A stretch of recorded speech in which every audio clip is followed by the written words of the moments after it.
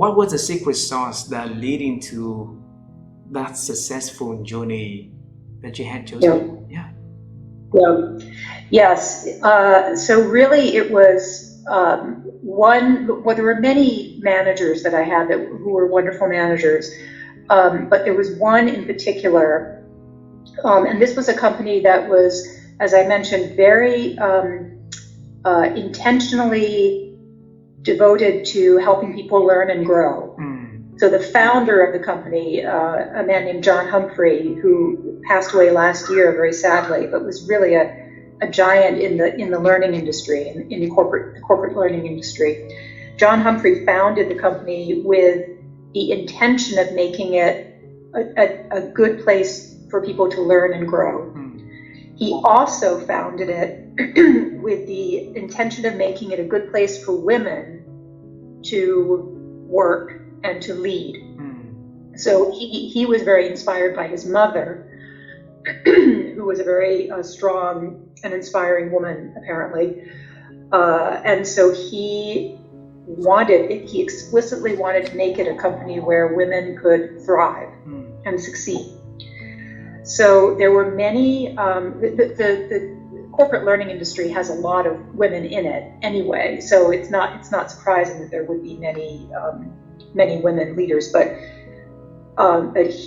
John Humphrey, really made it part of his mission to help women leaders grow. Again, long before, this was in the 70s and 80s, this was long before anybody was really paying attention to this stuff.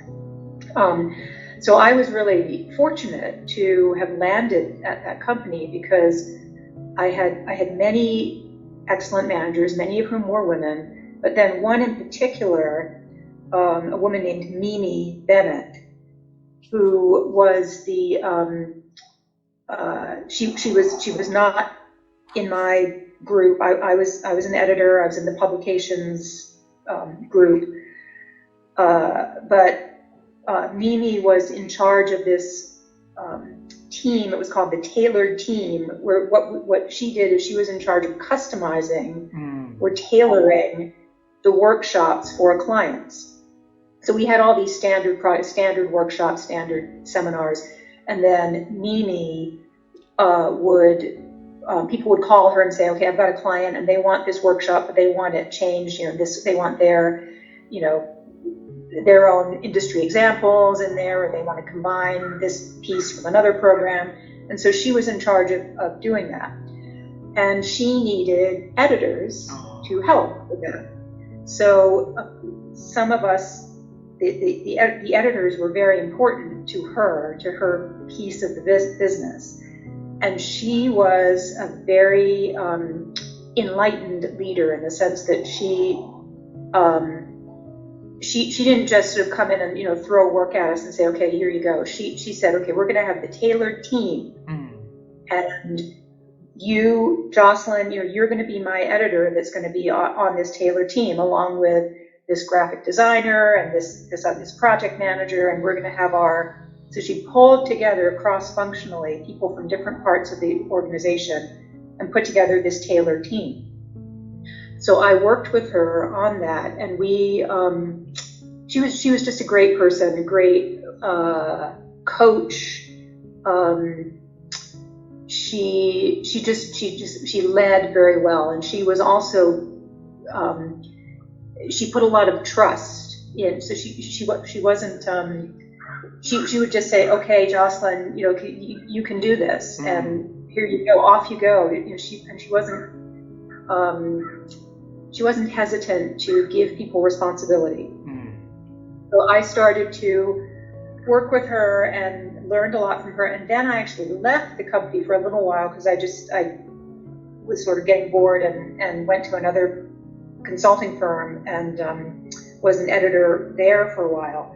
But it was awful because it was not a good culture. It was just not a good place to work. And so Mimi called me up one day after I'd been at this other place for a few months and said, hey, Jocelyn, look, I'm starting this new project. I'm now going to be in charge of creating this new sales training program, a new product for us. So she kind of moved into product development, and she said, I need somebody, like I need an editor / project manager / assistant, like I need a right-hand woman. And do you want to do it? It's a contract position. It's not a real job, you know. But I was so, I had such faith in her.